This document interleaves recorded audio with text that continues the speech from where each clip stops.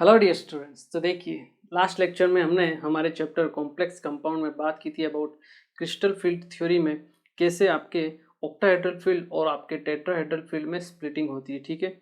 और उसकी जो एनर्जी होती है दैट इज CFSE, उसे हम कैसे कैलकुलेट करते हैं वो हमने देख लिया था, ठीक है। आज हम पढ़ते हैं आपके splitting in square planar complex, ठीक है। ऑल्दो ये आपकी उतनी ज़्यादा इंपॉर्टेंट नहीं है और पूछी भी नहीं जाती है, आपकी टेट्राहेड्रल और ऑक्टाहेड्रल ही ज़्यादा पूछी जाती है, ठीक है। बट फिर भी हम पढ़ रहे हैं तो साथ में इसको कवर भी कर लेते हैं, ठीक है ना। तो देखिए बहुत इजी है ये, ठीक है ना। स्प्लिटिंग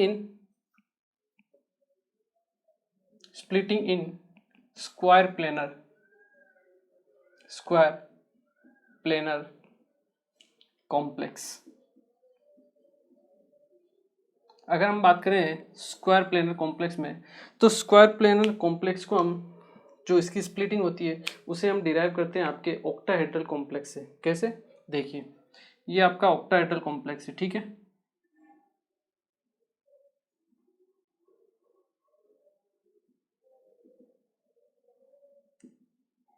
बीच में आपके सेंट्रल मेटल एटम, ठीक है। और ये होता है आपका ऑक्टाहेड्रल, ठीक है। ठीक है, ये होती है आपकी एक्स एक्सिस, ये आपकी वाई एक्सिस और ये आपकी जेड एक्सिस, ठीक है। जो लिगेंड्स होते हैं वो अप्रोच करते हैं आपके एक्सिस के थ्रू, ठीक है। देखिए, ये तो हुई आपकी ऑक्टाहेड्रल।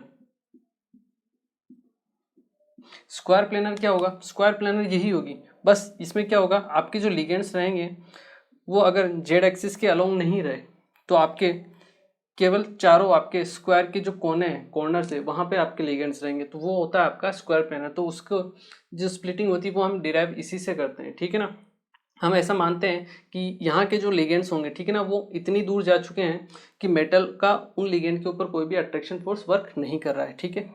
तो आपकी जो स्क्वायर प्लेनर में ज्योमेट्री होगी, जो स्प्लिटिंग अगर हम देखें,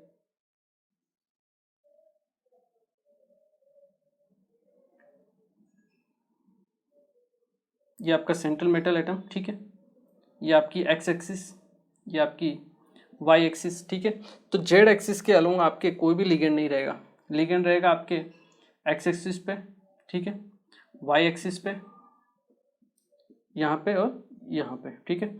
अलोंग द जेड एक्सिस आपके एक भी लिगेंड नहीं रहेगा। ये आपकी स्क्वायर प्लेनर। तो इसी से हम डिराइव करते हैं आपके स्क्वायर प्लेनर का जो कॉम्प्लेक्स होता है उसकी स्प्लिटिंग। तो देखिए, यहाँ पे लिगेंड जो अप्रोच कर रहे हैं वो एक्स और वाई एक्सिस के अलोंग कर रहे हैं, ठीक है। जेड एक्सिस के अलोंग नहीं कर रहे हैं। इसका मतलब वो आपके ऑर्बिटल्स जो जेड, जिनकी लोब्स आपके जेड एक्सिस के अलोंग या जेड एक्सिस पे होगी, उन पे जो रिपल्शन होगा वो क्या होगा? मिनिमम होगा। क्यों? क्योंकि आपके लिगेंड एक्स और वाई से आपके अप्रोच कर रहे हैं, ठीक है ना। तो एक्स और वाई में जो रिपल्शन होगा वो ज़्यादा होगा। वो लोब्स जिनमें एक्स और वाई का ऑर्बिटल होगा वो आपके ज़्यादा रिपल्शन फील करेंगे, वो ऑर्बिटल्स, ठीक है, जिनकी लोब्स आपके एक्स और वाई एक्सिस के अलोंग लाई करेगी। बट जेड एक्सिस के अलोंग कोई भी आपका लिगेंड अप्रोच नहीं कर रहा है, ठीक है ना। इस वजह से जो जो वो ऑर्बिटल जिनमें आपकी लोब्स जेड एक्सिस के अलोंग लाई करती है उन पे आपका रिपल्शन क्या होगा? मिनिमम होगा, ठीक है ना। यहाँ पे इस पॉइंट को हम लिख भी सकते हैं, ठीक है ना, ताकि आपके फ्यूचर में याद रहे। हम लिख सकते हैं कि द स्क्वायर प्लेनर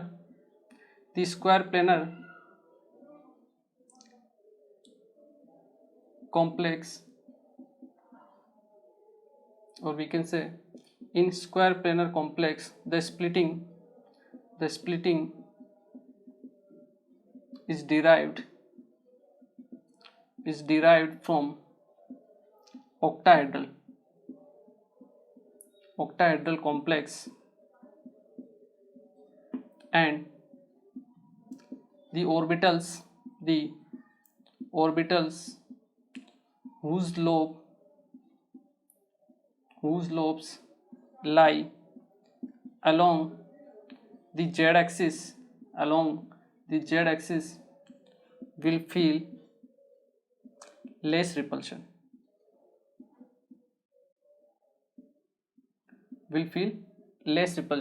तो वो लोब्स या वो ऑर्बिटल्स जिनकी लोब्स आपके जेड एक्सिस के अलोंग लाई करेगी, क्योंकि वहाँ पे कोई भी आपका लिगेंड नहीं है, ठीक है ना, तो वहाँ पे रिपल्शन क्या होगा, मिनिमम होगा, ठीक है, मतलब उनका एनर्जी लेवल क्या होगा, नीचे होगा।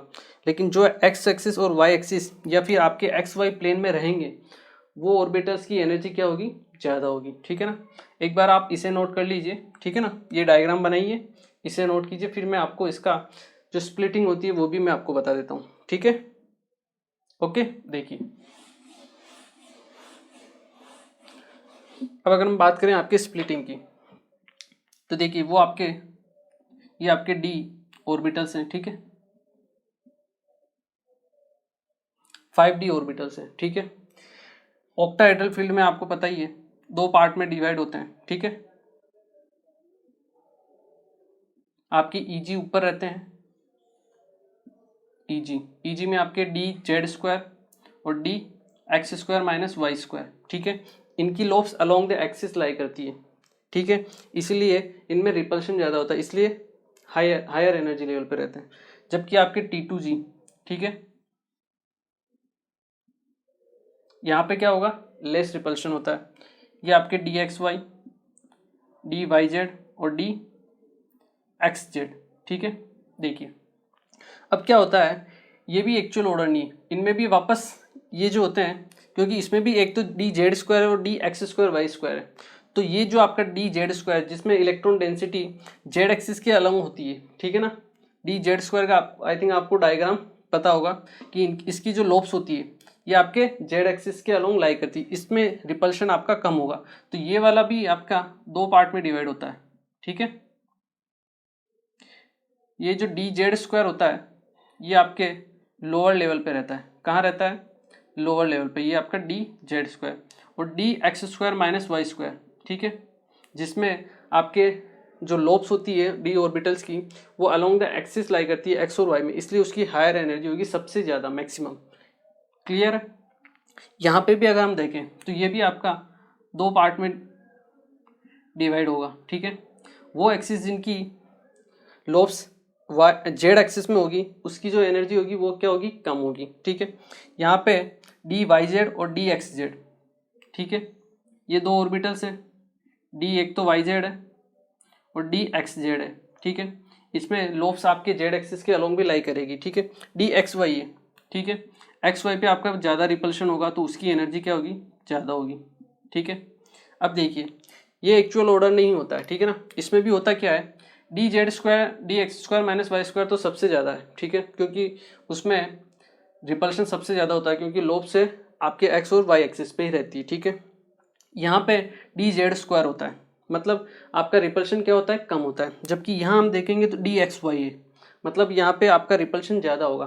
तो एक्चुअल ऑर्डर में ये तो आपके नीचे आ जाता है और ये हो जाता है आपके ऊपर, तो एक्चुअल अगर ऑर्डर हम देखेंगे तो वो आएगा आपके DX square minus Y square, इसकी एनर्जी क्या होगी, सबसे ज़्यादा होगी। उसके बाद DXY की, ठीक है, एक्स और वाई वाले को सबसे ऊपर लेना है एनर्जी लेवल में, ठीक है। उसके बाद आपका DZ स्क्वायर, ठीक है, क्योंकि DZ स्क्वायर का मैंने आपको डायग्राम भी बताया था, आपको पता होगा DZ स्क्वायर इस टाइप का होता है, ठीक है। तो अराउंड 2/3 जो इलेक्ट्रॉन डेंसिटी होती है, ठीक है, वो तो आपके जेड एक्सिस के अलोंग लाई करती है, बट 1/3 इसकी 1/3 आपके एक्स वाई प्लेन में भी होती है, ठीक है, इसलिए थोड़ा बहुत रिपल्शन होगा इसमें भी, इसलिए इसकी एनर्जी क्या होगी, ज़्यादा होगी। DYZ और DXZ यहाँ पे आपके उतनी रिपल्शन नहीं होगा, ठीक है। ये जो आपका DZ स्क्वायर है, ठीक है, 3rd नंबर पे रहेगा और लास्ट में रहेंगे आपके 2 ऑर्बिटल्स DYZ और DXZ, ठीक है ना। तो ये होता है आपका एक्चुअल ऑर्डर जो आपको ध्यान रखना है, ठीक है। ऑल्दो इतना इंपॉर्टेंट नहीं रहता है, ठीक है ना, क्वेश्चन बहुत कम पूछे जाते हैं, बट फिर भी मान लो आ जाए तो आप आसानी से कंपेयर कर सकते हो splitting in square planar complex में भी, ठीक है ना, ये चीज़ आपको ध्यान रखनी है, ठीक है। इसके बाद हम देखते हैं जो आपकी स्प्लिटिंग जो एनर्जी होती है, ठीक है ना, वो हर एक केस में अलग अलग होती है, ठीक है ना। यहाँ आप देखोगे तो सबसे ज़्यादा स्प्लिटिंग है आपकी DX square minus Y square में। हमने 3 टाइप के आपके कॉम्प्लेक्स पढ़े, स्क्वायर प्लेनर, ठीक है, एक आपका ऑक्टाहेड्रल और एक आपका टेट्राहेड्रल, ठीक है। जो आपका टेट्राहेड्रल है, ठीक है, उसमें स्प्लिटिंग एनर्जी कम होती है, ठीक है, ऑक्टाहेड्रल से, मतलब ऑक्टाहेड्रल पहले है उसके बाद है आपका टेट्राहेड्रल, ठीक है। ये जो आपका स्क्वायर प्लेनर कॉम्प्लेक्स होता है इसमें एनर्जी सबसे ज़्यादा होती है, ठीक है ना, स्प्लिटिंग एनर्जी, ठीक है ना। इसका ऑर्डर भी हम देख लेते हैं और क्यों होती है वो भी हम देख लेते हैं और कितनी होती है वो भी हम देख लेते हैं, ठीक है, ठीक है। तीनों जो आपके कॉम्प्लेक्स हैं उनकी एनर्जी का हम कंपैरिजन कर लेते हैं, ठीक है।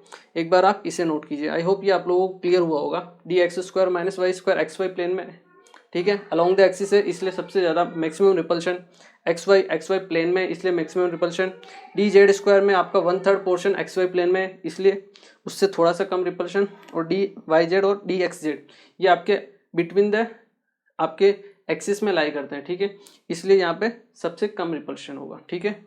ये होती है आपका स्प्लिटिंग का ऑर्डर, ठीक है। इसे आप नोट कीजिए, फिर हम कंपैरिजन करते हैं आपकी स्प्लिटिंग एनर्जी का, ठीक है। एक बार आप इसे नोट कीजिए। ओके, तो आई होप ये आप लोगों ने नोट कर लिया होगा, ठीक है ना। यहाँ से भी आप देख सकते हो ये आपके ऑक्टाहेड्रल फील्ड की स्प्लिटिंग एनर्जी है, जबकि ये आपके किसकी एनर्जी है, स्क्वायर प्लेनर एनर्जी की, स्क्वायर प्लेनर कॉम्प्लेक्स की, ठीक है ना। तो उसकी जो स्प्लिटिंग एनर्जी है वो आपकी ऑक्टाहेड्रल से ज़्यादा ही होती है, ठीक है ना। देखिए अब हम पढ़ते हैं आपका कंपेरिजन, ठीक है।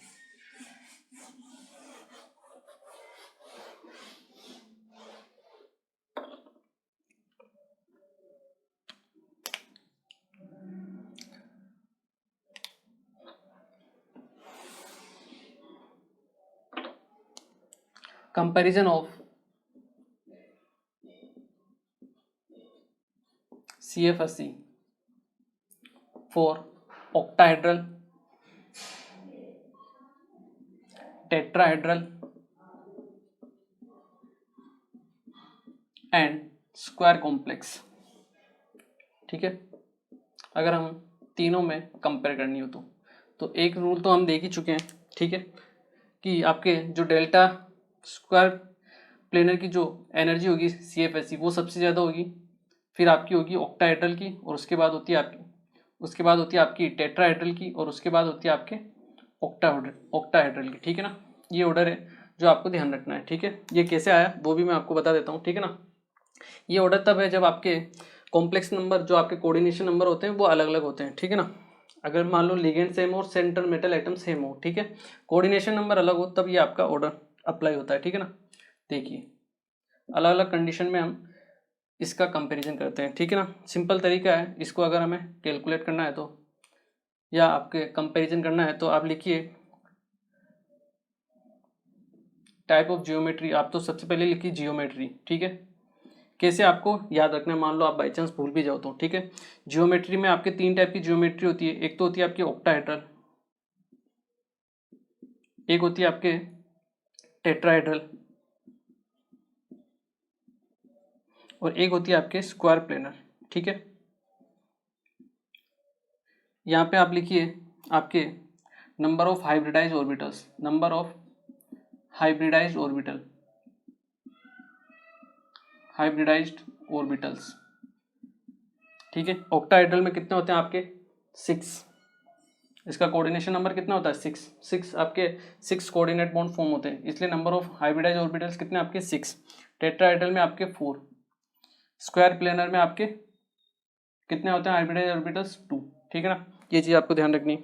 अब देखिए ज्योमेट्री की अगर हम बात करें, ठीक है, ये तो हो गया। इसके अलावा आपको और चाहिए number of orbitals feel repulsion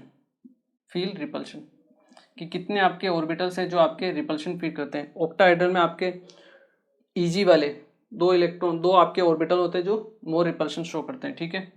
वहीं आप देखोगे टेट्राहेड्रल में 3, ठीक है, और स्क्वायर प्लेनर में केवल 1, कौन सा, सबसे ऊपर वाला D X square minus Y square, उसमें सबसे ज़्यादा रिपल्शन होता है, ठीक है। ये चीज़ें जो आपको ध्यान रखनी है, ठीक है। क्लियर है। देखिए यहाँ पे भी आपके नंबर ऑफ हाइब्रिडाइज ऑर्बिटल्स 4 ही रहते हैं, ठीक है, कॉम्प्लेक्स नंबर आपका 4 रहेगा।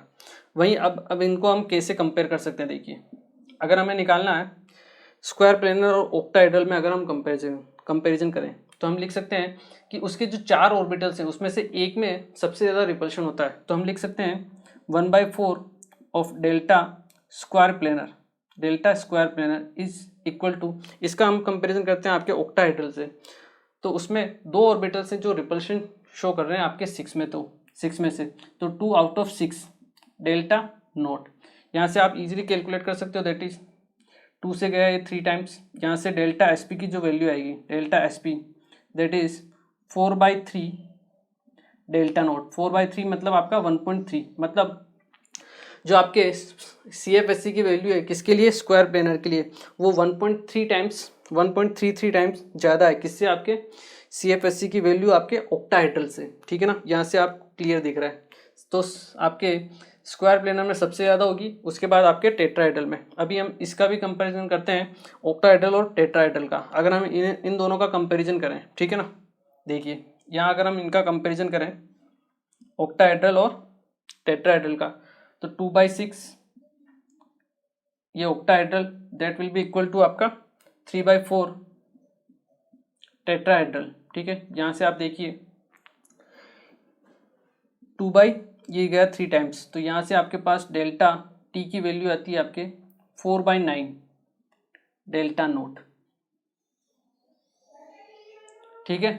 तो आपके टेट्राहेड्रल की वैल्यू आएगी कितनी, 4/9 डेल्टा टी नोट, ठीक है। तो मतलब टी नोट की जितनी वैल्यू होगी उसका 4/9 होगी डेल्टा टी की वैल्यू, तो डेल्टा टी की वैल्यू कम आएगी, ठीक है ना। ये चीज़ आपको ध्यान रखनी है, यहाँ रिवर्स ऑर्डर रहेगा, ठीक है।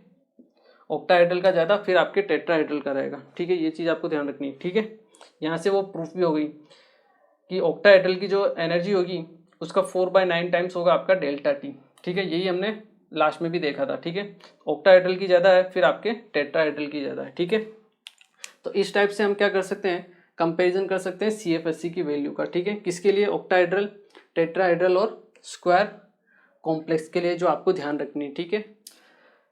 तो और ये तो किस केस में है आपके, ये उस केस में है आपके जब आपके कोऑर्डिनेशन नंबर, ठीक है, क्या हो, डिफरेंट हो, ठीक है। मतलब सेंट्रल मेटल सेम हो और लिगेंड सेम हो, तब हमें कंपैरिजन करना हो तो हम इससे कर सकते हैं, ठीक है। इसके अलावा भी और बहुत सारे फैक्टर होते हैं जिनके ऊपर सी एफ एस सी की वैल्यू डिपेंड करती है। एक एक करके हम उन फैक्टर्स को पढ़ते हैं कि किन के ऊपर आपकी सी एफ एस सी की वैल्यू डिपेंड करती है, ठीक है ना। टाइप ऑफ लिगेंड है या मेटल है, उसके ऊपर चार्ज कितना है, इन सब चीज़ों के ऊपर भी डिपेंड करती है। वो हम देख लेते हैं, एक बार आप इसे नोट कीजिए, ठीक है ना। रटने की ज़रूरत नहीं है, तरीका मैंने आपको बता दिया है, ठीक है। आप कभी भी भूल जाओ तो दोबारा बना सकते हो, ठीक है। ये चीज़ आपको ध्यान रखनी है, क्लियर है। इसे एक बार आप नोट कीजिए, ओके। तो आई होप ये आप लोगों ने नोट कर लिया होगा, ठीक है। अब हम पढ़ते हैं आपके कौन कौन से आपके फैक्टर्स हैं जो आपके सी एफ एस सी की वैल्यू को क्या करते हैं, अफेक्ट करते हैं, ठीक है ना। देखिए नेक्स्ट टॉपिक है अपना, that is factors affecting C F S C, factors affecting C F S C, ठीक है। कौन कौन से फैक्टर्स हैं जो आपके सी एफ एस सी को इफेक्ट करते हैं, ठीक है ना। उसमें फर्स्ट जो आएगा आपका, दैट इज हम लिख सकते हैं, that is charge on central metal atom. Central metal atom के ऊपर चार्ज के ऊपर कैसे डिपेंड करता है ये हम देखते हैं। देखिए ये आपका मेटल लिगेंड, ये आपका मेटल आयन, ठीक है, ये आपका लिगेंड, ठीक है। इसके ऊपर चार्ज मान लो +2 है, और एक मेटल है आपके पास, उसके ऊपर चार्ज +3। तो अब आप मुझे बताइए कि इनमें से कौन सा मेटल है जो ये इस लिगेंड के इलेक्ट्रॉन को ज़्यादा अपनी तरफ अट्रैक्ट करेगा, +3 वाला। क्यों, क्योंकि इसके ऊपर चार्ज क्या है, ज़्यादा है। इसका मतलब ये ज़्यादा अट्रैक्ट करेगा, ज़्यादा अट्रैक्ट करेगा तो मेटल और लिगेंड के बीच में जो केमिकल बॉन्ड बनेगा वो कौन सा बनेगा, एकदम स्ट्रॉन्ग बॉन्ड बनेगा। मतलब जो आपकी सी एफ एस सी की वैल्यू होगी वो भी क्या होगी, आपकी ज़्यादा होगी। तो हम कह सकते हैं कि आपका जो सेंट्रल मेटल, जो आपकी C F S C value है, that is C F S C value, ठीक है, ये किसके ऊपर डिपेंड करेगी, directly proportional to charge on central metal atom, या फिर इसे हम ये भी बोल सकते हैं ऑक्सीडेशन स्टेट। जिसकी ऑक्सीडेशन स्टेट ज़्यादा होगी उसके लिए आपकी सी एफ एस सी की वैल्यू क्या होगी, ज़्यादा होगी। क्लियर है, ठीक है। क्योंकि उतना ही ज़्यादा वो क्या करेगा, अट्रैक्ट करेगा, उतना ही ज़्यादा आपका स्ट्रॉन्ग बॉन्ड बनेगा, ठीक है। ये होती है आपकी फर्स्ट, ठीक है। सेकंड अगर हम बात करें, that is type of ligand. Second क्या आपका, या अगर हम इसके ऊपर आपके कुछ एक दो एग्जांपल देख लेते हैं, ठीक है ना, ताकि आपको पता चले। जैसे आप ले लीजिए RuH2O होल 6 2+, ठीक है। और एक आप ले लीजिए RuH2O होल 6 आपका 3+। अगर यहाँ पे मैं पूछूं तो सेंट्रल मेटल एटम Ru, उसके ऊपर चार्ज 3+ यहाँ ज़्यादा है, तो आपके CFSC की वैल्यू वहाँ पे ज़्यादा होगी, ठीक है। वहीं अगर हम बात करें, एक और एग्जांपल ले लेते हैं, दैट इज CO आप ले लीजिए NH3 होल 6, CO की जगह आप ले लीजिए Fe, ठीक है, 2+ और साथ में आपके Fe NH3 होल 6 3+। यहाँ पे आपको कंपैरिजन करना है, तो कैसे कंपेयर करोगे?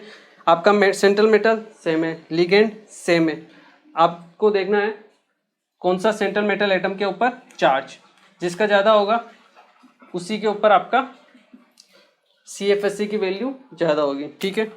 सेकंड हम देखें अगर, तो सेकंड फैक्टर को हम कह सकते हैं आपका टाइप ऑफ लिगेंड, ठीक है, टाइप ऑफ लिगेंड्स, ठीक है। अब देखिए, अगर आपका स्ट्रॉन्ग फील्ड लिगेंड होगा तो वो ज़्यादा अट्रैक्ट करेगा या फिर ज़्यादा स्प्लिटिंग होगी, और ज़्यादा स्प्लिटिंग होगी तो CFSC की वैल्यू भी ज़्यादा होगी, ठीक है। तो हम कह सकते हैं कि जो आपका स्ट्रॉन्ग फील्ड लिगेंड होता है, स्ट्रॉन्ग फील्ड लिगेंड, इस केस में आपका क्या होगा, मोर स्प्लिटिंग, ठीक है, मोर स्प्लिटिंग होगी। और अगर मोर स्प्लिटिंग होगी तो हम क्या कह सकते हैं, आपकी ग्रेटर CFSC वैल्यू, ठीक है। वहीं अगर आपका वीक फील्ड लिगेंड होगा, वीक फील्ड लिगेंड, ठीक है, तो आपके लेस स्प्लिटिंग होगी, और लेस स्प्लिटिंग होगी तो आपके CFSC की वैल्यू भी क्या होगी, लेस CFSC वैल्यू, ठीक है। तो आपको क्वेश्चन में देखना है, कंपैरिजन करना है कि आपका अगर लिगेंड सेम है तो ये फैक्टर काम नहीं करेगा, लिगेंड डिफरेंट है तब आपके ये फैक्टर काम करेगा। तब आप देखोगे कि लिगेंड कौन सा है, स्ट्रॉन्ग फील्ड है ज़्यादा CFSC की वैल्यू, का वीक फील्ड है तो आपके लेस CFSC की वैल्यू, ठीक है। इसके बाद अगर हम देखें आपका third point, that is type of metal, जो आपके मेटल आयन है वो किस टाइप का है, जैसे मतलब कौन से सीरीज़ का है। एक होता है आपके 5D सीरीज़, एक होती है 4D सीरीज़, और एक होती है आपके 3D सीरीज़, ठीक है। हमें पता है जैसे जैसे आप 3D से 4D में जाते हो और 4D से 5D में जाते हो तो आपके जेड इफेक्टिव क्या होता है, इंक्रीज होता है, आपका हाई जेड इफेक्टिव होता है 5D में, ठीक है। जेड इफेक्टिव ज़्यादा होगा तो अट्रैक्शन फोर्स भी क्या होगा, ज़्यादा होगा। अगर अट्रैक्शन फोर्स होगा ज़्यादा होगा तो आपकी CFSC की वैल्यू ज़्यादा होगी, ठीक है। और ऐसा एक्सपेरिमेंट के थ्रू भी देखा गया है कि जब आप 3D से 4D में जाते हो तो अराउंड 20% CFSC की वैल्यू इंक्रीज होती है, और जब आप 4D से 5D में जाते हो तो अराउंड 30% CFSC की वैल्यू इंक्रीज होती है, ठीक है। तो आपके 5D में सबसे ज़्यादा, फिर 4D और फिर 3D, मतलब आपको अलग अलग मेटल्स दे दी जाए, इस बार लिगेंड सेम हो मेटल अलग दे दिया जाए, जैसे प्लेटिनम पैलेडियम दे दिया जाए, ठीक है। 5D सीरीज़ के जो मेटल हैं, ठीक है, 4D के, उनका कंपैरिजन करवाया जाए आयरन के साथ, क्रोमियम के साथ, तो जो आपके 4D और 5D वाले मेटल्स होंगे उनके लिए CFSC की वैल्यू ज़्यादा होगी, ठीक है। और लास्ट फाइनल जो अभी हमने देखा था, that is type of complex, कि आपका कॉम्प्लेक्स किस टाइप का है, मीन्स ऑक्टाहेड्रल है, टेट्राहेड्रल है, या फिर आपका स्क्वायर प्लेनर है। अभी हमने देखा था कि स्क्वायर प्लेनर के केस में आपकी स्प्लिटिंग क्या होगी, ज़्यादा होगी, ठीक है। उसके बाद आपका ऑक्टाहेड्रल, एंड उसके बाद आपका टेट्राहेड्रल, ठीक है।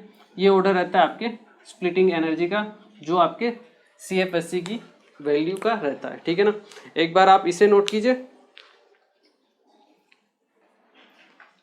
ओके। तो आई होप ये आप लोगों को थोड़ा बहुत क्लियर हुआ होगा कि कौन कौन से आपके फैक्टर्स हैं जो आपके CFSC crystal field stabilising energy को अफेक्ट करते हैं, ठीक है ना। टाइप है आपका, फर्स्ट था charge on central metal atom, ठीक है, type of ligand, type of metal और टाइप ऑफ कॉम्प्लेक्स, ठीक है। टाइप ऑफ लिगेंड के अगर आप एग्जांपल देखना चाहो तो देख सकते हो, दैट इज FeH2O होल 6। अगर मैं एक एग्जांपल लेता हूँ, ठीक है, 3+, और एक एग्जांपल लेता हूँ FeNH3 होल 6 3+, ठीक है। तो यहाँ पे आपको सेंट्रल मेटल सेम है, चार्ज भी सेम है, लेकिन लिगेंड डिफरेंट है, तो आपको लिगेंड की तरफ देखना है, ठीक है। ये आपका स्ट्रॉन्ग फील्ड लिगेंड है, इसलिए आपकी CFSC की वैल्यू यहाँ पे क्या होगी, ज़्यादा होगी, ठीक है ना। तो इस टाइप से आप कंपैरिजन कर सकते हो। ठीक है, ये तो थे आपके कौन कौन से फैक्टर्स हैं जो CFSC को अफेक्ट करते हैं। अब हम पढ़ते हैं कि जो आपके कॉम्प्लेक्स है उसकी स्टेबिलिटी किसके ऊपर डिपेंड करती है। ठीक है ना, क्योंकि वो भी आपके बहुत सारे फैक्टर्स के ऊपर डिपेंड करती है। वो हम देख लेते हैं कौन कौन से आपके फैक्टर्स हैं जिनके ऊपर आपके जो कॉम्प्लेक्स बना है, ठीक है ना, उसकी स्टेबिलिटी डिपेंड करती है। ये थी आपके CFSC की जो वैल्यू होती है वो किसके ऊपर अफेक्ट पड़ती है। ठीक है ना, वो थी ये। तो अब हम पढ़ते हैं आपके स्टेबिलिटी ऑफ कॉम्प्लेक्स। ठीक है, देखिए नेक्स्ट टॉपिक है आपका स्टेबिलिटी ऑफ कॉम्प्लेक्स। मतलब अगर हमें कंपेयर करना पड़े दो कॉम्प्लेक्स में तो हम कैसे कंपेयर कर सकते हैं। ठीक है, स्टेबिलिटी ऑफ कॉम्प्लेक्स। ठीक है, देखिए इसकी जो स्टेबिलिटी होती है वो हम एक कांस्टेंट के थ्रू, जिसकी एक न्यूमेरिकल वैल्यू होती है, उसके थ्रू पता करते हैं। ठीक है ना, उसे हम बोलते हैं आपका फॉर्मेशन कांस्टेंट। ठीक है ना, तो देखिए मान लो एक मैं आपको कॉम्प्लेक्स लेता हूँ, एक आपका कॉम्प्लेक्स है ML6 टाइप का, मतलब ठीक है ना, ये मेटल आयन और 6 लिगेंड आपके केमिकल बॉन्ड का फॉर्मेशन कर रहे हैं मेटल आयन के साथ। ठीक है, ML6 टाइप का आपका कॉम्प्लेक्स है। ठीक है, तो इसमें ऐसा माना जाता है कि इस कॉम्प्लेक्स का जो फॉर्मेशन है वो स्टेप बाय स्टेप होता है। कैसे, देखिए सबसे पहले मेटल आयन, ठीक है, एक लिगेंड के साथ अटैच होता है और आपके Ml का फॉर्मेशन होता है। ठीक है, एक लिगेंड ऐड होता है। ठीक है, और ये जो आपकी होती है ये रिवर्सिबल आपकी वो होती है रिएक्शन। ठीक है, और इसके लिए जो इक्विलिब्रियम कांस्टेंट होता है उसे हम बोलते हैं आपका K1। ठीक है, ये Ml आपका दूसरे लिगेंड के साथ अटैच होता है। ठीक है, फिर आपके बनता है Ml2। ठीक है, then again Ml2 is connect with third ligand, then there is a formation of Ml3, then another Ml3 is connect with fourth ligand and then the formation of Ml4 is occur, then this Ml4 is again connect with another ligand and Ml5 is formed, and then finally Ml5 make a bond with ligand and Ml6 is formed। ठीक है, तो ये आपके step by step आपके ligand का formation होता है, आपके कॉम्प्लेक्स का फॉर्मेशन होता है। ठीक है, अब हमें अगर इसके फॉर्मेशन कांस्टेंट की वैल्यू निकालनी है, किसके फॉर्मेशन कांस्टेंट की, ये आपका K1 है, this is K2, this is K3, this is K4, this is K5 and this is K6। ठीक है, ये आपके अलग अलग रिएक्शन के लिए आपको अलग अलग फॉर्मेशन कांस्टेंट की वैल्यू दी हुई है। ठीक है ना, ये एक्सपेरिमेंटल वैल्यू होती है। ठीक है, देखिए अब अगर इन सब रिएक्शन को हम अगर ऐड करें तो देखिए यहाँ से ये कैंसिल हो जाएगा, Ml से Ml कैंसिल, यहाँ से ये कैंसिल, 3 से 3 कैंसिल, 4 से 4 कैंसिल, 5 से 5 कैंसिल, आपके पास क्या बचेगा M+6L। ठीक है, इट गिव्स यू Ml6। ठीक है, और इसके लिए जो आपका कांस्टेंट होता है उसे हम बोलते हैं Kf। ठीक है, ये होता है आपका Kf, या फिर इसे हम बोलते हैं K स्टेबिलिटी। क्या बोलते हैं, K स्टेबिलिटी। ठीक है, ये आपका फॉर्मेशन कांस्टेंट होता है और इसकी वैल्यू क्या होती है आपके K1 into K2 into K3 into K4 into K5 into K6। ठीक है, एक्सपेरिमेंटल वैल्यू होती है, हमें क्वेश्चन में दी हुई रहती है, बट कभी कभी क्या है ऐसे टाइप की रिएक्शन भी दे दी जाती है, तब भी आपको Kf निकालना आना चाहिए। सारी रिएक्शन को ऐड कर दो और जितने भी उनके कांस्टेंट है उनको मल्टीप्लाई कर दो, तो आपको फाइनल फॉर्मेशन कांस्टेंट की वैल्यू पता पड़ जाएगी। अब जिस कॉम्प्लेक्स के लिए Kf की वैल्यू ज़्यादा होगी वो कॉम्प्लेक्स क्या होगा, मोर स्टेबल होगा। तो हम कह सकते हैं higher is the value of Kf greater will be the stability, greater will be the stability। ठीक है, आपकी स्टेबिलिटी क्या होगी, उतनी ही ज़्यादा होगी, और जितनी आपकी Kf की वैल्यू कम होगी उतनी ही आपकी स्टेबिलिटी कम होगी। ठीक है, न्यूमेरिकल वैल्यू होती है जो अपने को ध्यान रखनी होती है, मतलब या तो क्वेश्चन में दी हुई रहेगी, ठीक है ना, और मैक्सिमम दी हुई रहती है। ठीक है, तो ये वो फैक्टर है आपका जो आपके कॉम्प्लेक्स की स्टेबिलिटी को शो करता है। इसके अलावा बहुत सारे और भी फैक्टर हैं, बट ये मेन फैक्टर होता है। अगर ये आपको क्वेश्चन में दे दिया गया है तो आप बाकी दूसरे फैक्टर को नेग्लेक्ट कर सकते हो, डायरेक्ट आपको इसी से आपको देखना है। ठीक है, ये चीज़ है। तो अपनी जो फाइनल रिएक्शन थी वो क्या थी, M+6L, it gives you Ml6, ठीक है। अब ये था आपका KF, या फिर इसे हम क्या बोलते हैं, K स्टेबिलिटी, ठीक है। अब इसी रिएक्शन को मैं अगर अपोजिट कर देता हूँ, तो आपने आयोनिक इक्विलिब्रियम में पढ़ा भी होगा। अगर मैं इसको रिएक्शन को उल्टा कर देता हूँ तो M+6L, ठीक है। ये जो KF हो जाता है ये जस्ट अपोजिट हो जाता है, ठीक है। और यहाँ पर यहाँ का जो कांस्टेंट होगा उसे हम बोलते हैं, ये था आपका स्टेबिलिटी, ये होगा आपका K इंस्टेबिलिटी, और K इंस्टेबिलिटी इसकी वैल्यू क्या होगी, ये जस्ट अपोजिट होगा आपके KF के या फिर K स्टेबिलिटी के, ठीक है। तो कभी कभी क्वेश्चन में क्या होता है, आपको K स्टेबिलिटी की जगह K इंस्टेबिलिटी भी दे दिया रहता है, ठीक है ना, जो जस्ट उल्टा होता है। तो जिसके लिए K इंस्टेबिलिटी की वैल्यू ज़्यादा होगी उसके लिए K स्टेबिलिटी की वैल्यू कम होगी, K स्टेबिलिटी की वैल्यू कम होगी तो उसके लिए आपके उसकी जो उस कॉम्प्लेक्स की जो स्टेबिलिटी होगी वो भी आपके कम होगी। जैसे एक आपका कंपाउंड है, ठीक है, कॉम्प्लेक्स है, जिसके लिए K इंस्टेबिलिटी की वैल्यू दे के रखी है आपको 6 × 10⁻⁸, ठीक है। और दूसरा है उसके लिए दे रखी है 6 × 10⁻⁶, ठीक है। तो कौन सा कॉम्प्लेक्स होगा जिसके जो ज़्यादा स्टेबल होगा, अगर आपको कंपैरिजन करना पड़े तो, ठीक है। देखिए आप भी बता सकते हो, ठीक है ना, किसके लिए होगी, फर्स्ट वाले के लिए। क्यों, क्योंकि यहाँ पे K इंस्टेबिलिटी की वैल्यू कम है फर्स्ट वाले में। अगर K इंस्टेबिलिटी की वैल्यू कम है तो K स्टेबिलिटी की वैल्यू ज़्यादा होगी। तो मतलब आपका ये जो कॉम्प्लेक्स होगा ये क्या होगा, आपका मोर स्टेबल होगा, ठीक है। जबकि ये क्या होगा, आपका लेस स्टेबल होगा, ठीक है ना। तो यहाँ से भी हम कंपैरिजन कर सकते हैं आपके कॉम्प्लेक्स की स्टेबिलिटी का, ठीक है ना। इंपॉर्टेंट रहता है जो आपको ध्यान कर रखना है, ठीक है। एक बार आप इसे नोट कीजिए, ठीक है। ओके, तो देखिए अब हम देखते हैं आपके कौन कौन से फैक्टर्स हैं जो आपकी स्टेबिलिटी को, जो कॉम्प्लेक्स है उसकी स्टेबिलिटी को अफेक्ट करते हैं, ठीक है ना। फर्स्ट फैक्टर तो ये है ही सी, ये तो इम्पोर्टेंट है, ये ध्यान रखना है, ठीक है। इसके अलावा और कौन कौन से फैक्टर्स हैं जो आपकी कॉम्प्लेक्स की स्टेबिलिटी को अफेक्ट करते हैं, ठीक है ना। तो आप लिखिए factors affecting stability of complex, ठीक है। तो देखिए कौन कौन से फैक्टर्स है वो हम देख लेते हैं एक बार, ठीक है। तो उसमें फर्स्ट जो आपका फैक्टर आएगा दैट इज हम कह सकते हैं आपका, ठीक है, बहुत सारे वैसे आपके अलग अलग फैक्टर्स के ऊपर डिपेंड करती है, ठीक है ना। लेकिन सबसे जो मेन इंपॉर्टेंट फैक्टर होता है वो होता है आपका CF80 की वैल्यू, ठीक है। ये हमने देखी है कि जिस कॉम्प्लेक्स के लिए CF80 की वैल्यू जितनी ज़्यादा होगी वो कॉम्प्लेक्स आपका उतना ही ज़्यादा स्टेबल होगा। तो हम कह सकते हैं आपकी stability directly proportional to CF80 value, and जो CF80 वैल्यू होती है किसके प्रोपोर्शनल होती है, directly proportional to oxidation state, या फिर हम कह सकते हैं charge on central metal atom, या फिर हम कह सकते हैं टाइप ऑफ लिगेंड।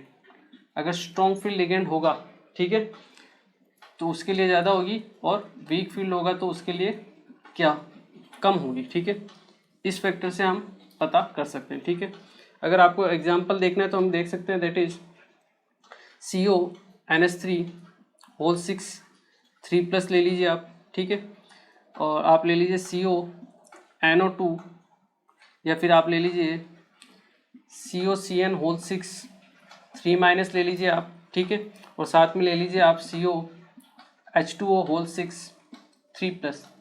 अगर आपको यहाँ पे स्टेबिलिटी का कंपैरिजन करना है तो देखिए CO सब में आपके +3 ऑक्सीडेशन स्टेट में, ठीक है, चार्ज सेम है। अब देखना है लिगेंड, ये आपका स्ट्रॉन्ग फील्ड लिगेंड, ठीक है, ये आपका उससे वीक, और ये आपका सबसे वीक, ठीक है।